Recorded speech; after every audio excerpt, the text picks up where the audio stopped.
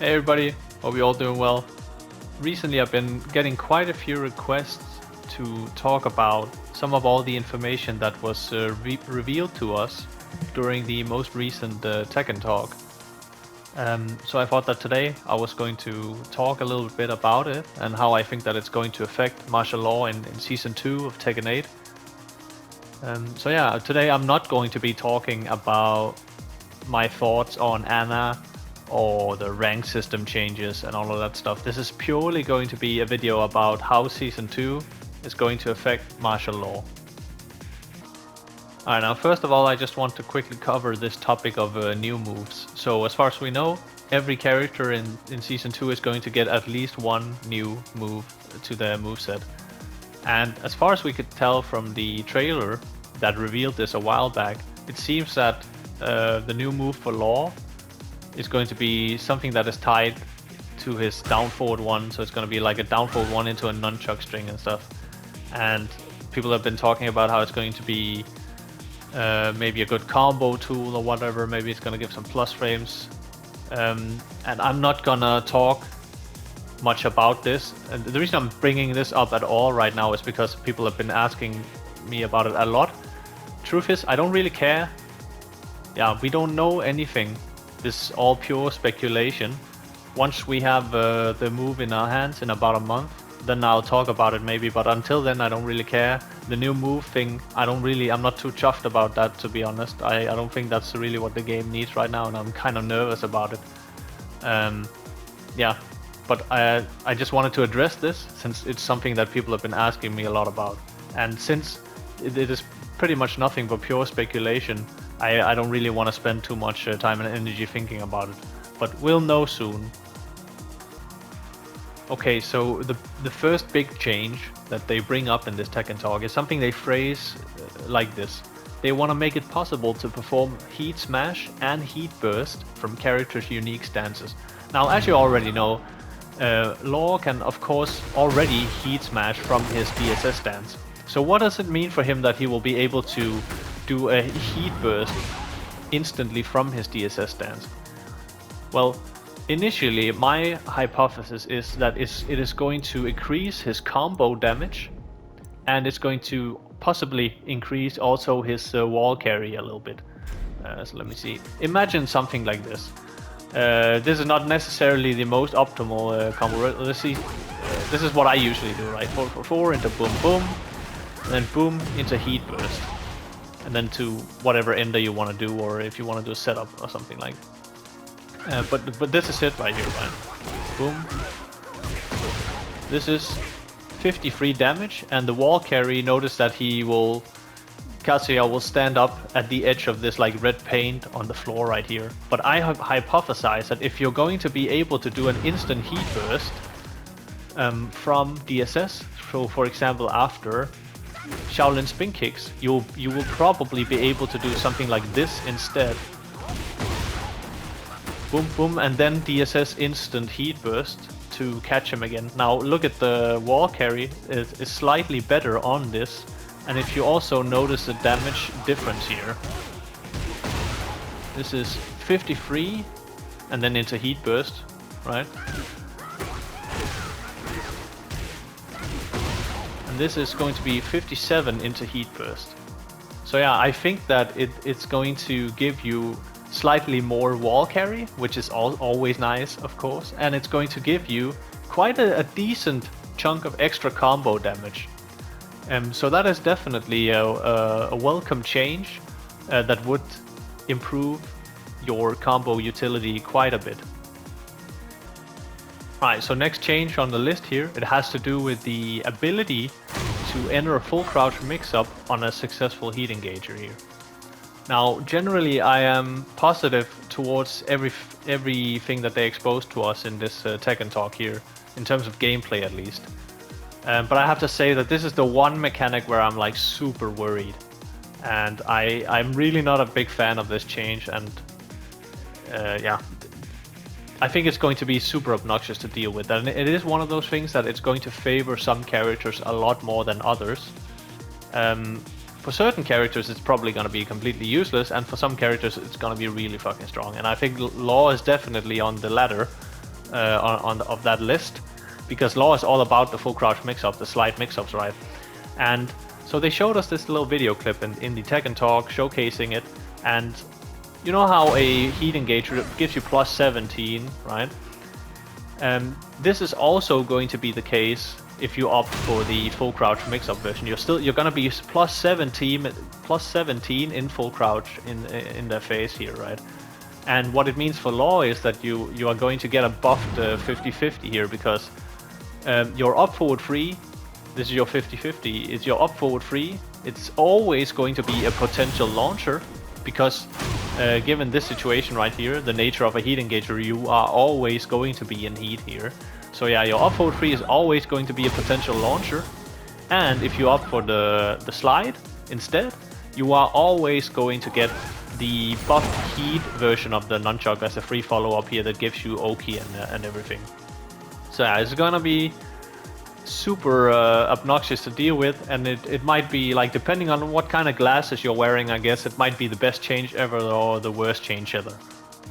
Okay, so the next big change we have to talk about here is they said that they are going to change certain characters' heat activation moves with Power Crush properties available from standing state to standard Power Crush moves.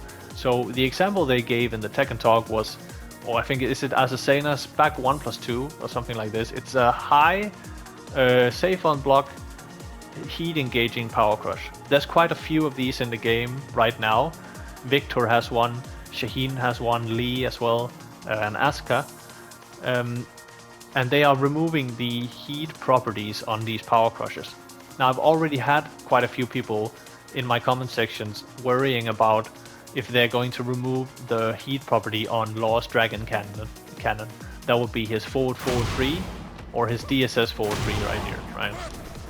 And the reason that people are worrying about this is that they also mentioned in this Tech and Talk that Nina's forward 1+2, her blonde bomb, is also going to be affected by this change. And her blonde bomb, it is a Power Crush heat property mid, like this move right here.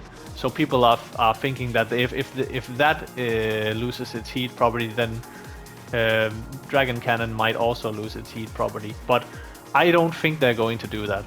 I don't think you have to worry about this changing. I think it will remain unchanged, and I think I can make a pretty good case for why they will not remove the heat properties on this move. Alright, now first of all, let's talk about the possible implications of them removing the heat properties on Dragon Cannon. Now obviously it would mean that you could no longer use Dragon Cannon as a Power Crush heat engager in the neutral here, but let's be real, that's not really what Dragon Cannon is used for anyways. What it's mostly used for, or at least the heat properties on Dragon Cannon, is for combo utility. So it would mean that you couldn't no longer do your basic combo ender here, right? And you would also not be able to do stuff like, let me see, stuff like this, right? Your wall-to-wall stable combos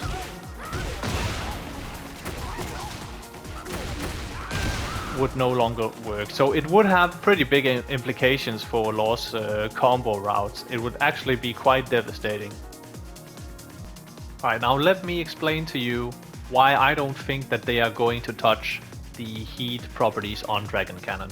Now let's look at the exact wording that they used in this Tech and Talk, because I think semantics are very important here.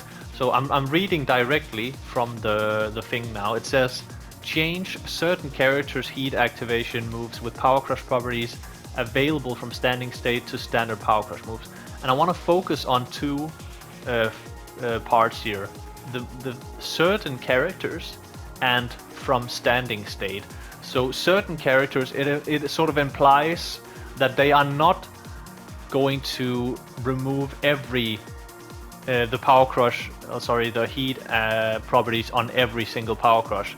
And standing state is also very important here.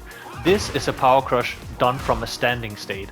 Blonde Bomb, which is also the example mentioned in this Tech and Talk that they are going to nerf, is also a power crush done from a standing state here. Dragon Cannon is not a power crush that it is done from a standing state, and it is not a power crush that is deserving of balancing the same way that Blonde Bomb is, and let me show you why here. So again, standing state, I'm in a standing state right now. Anything I can do from a standing state, I can input it directly like this, for example, right? Now, the reason Dragon Cannon is not really considered something you can do in a standing state, it's because it's locked, first of all, behind DSS stands. You could do it from DSS like this.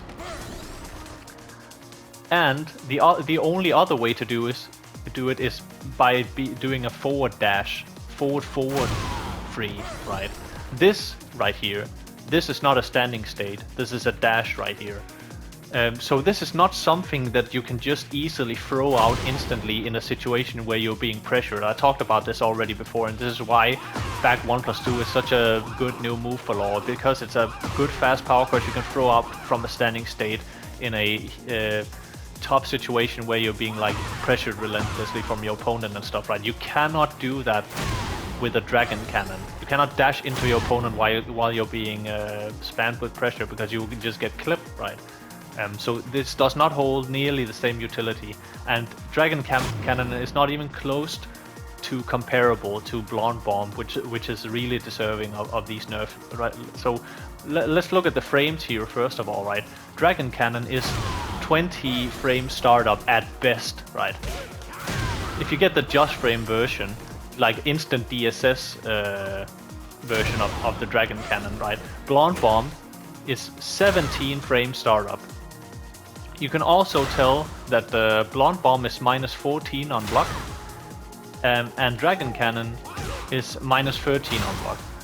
So usually how they balance frame data is also around the utility of the move. So you could already tell that the fact that the Blonde Bomb is -14 and not and Dragon Cannon is 13, it means that even the developers think that Dragon Cannon should be punished less severely than Blonde Bomb, because Blonde Bomb is obviously stronger. Blonde Bomb can be done quickly and easily from a standing state, and it's I-17, right, comes out at 17, much faster than Dragon Cannon. It is not even on in the same ballpark in terms of like utility and effectiveness. So yeah, for those reasons, I don't think that we need to worry about the heat properties of Dragon Cannon being altered in any way. Also, I think as I mentioned, it would be too devastating to his existing combo routes. So yeah, I don't think we need to worry about that at all. Alright, moving on to the last one here, and it's quite a significant one, because this is the one where they're going to allow lateral movement, the use of lateral movement from a crouch state towards the foreground. So yeah, this one has to do with one of your most common frame traps as Law, which is like Dragon Hammer into Wassening 4 DSS mix-up, right? Let me just explain this real quick. So the most basic counterplay you have against Law's DSS mix-ups, and I'm going to make a full video on this soon, I think, but I'm just going to give you a simplified version here. The best counterplay you have against the situation is sidestep right duck. That is not a true option select, because it doesn't deal with every single option Law has from DSS, but it deals with like 95% of them. So it deals with the low option here. You can low parry it. You see, it will deal with you will avoid the homing option, the high options, the DSS forward 1 by time it correctly, of course. Yeah, this is how you're supposed to counter this situation right here. Sidestep right duck.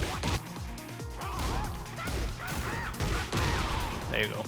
Now, on player 2 side though, you can kind of bypass this whole mix-up, but by just sidestepping the while standing 4 into the background here. You see? The thing is though, you cannot do this, as of right now, you cannot do this on player 1 side, because this is right on player 1, and this is right on player 2 side into the background, on player 1 into the foreground here. And right now, because Dragon Hammer forces crouch, you cannot sidestep right into the foreground, meaning that it is not possible to bypass this mix-up on player 1 side here. And with this new change, it means that people will now be able to sidestep your while standing 4 here, whether they are on player 1 or player 2. So that is just something you have to be aware of going forward. Alright, so that's pretty much it of what I had for today. I hope you found this video interesting. I hope that it addressed some of your concerns and answered some of your questions, or maybe it gave you just a better insight into what you can possibly expect from Season 2 lore. So yeah, I guess there's not much else to say other than yeah, I hope you have a good one. I'll see you soon.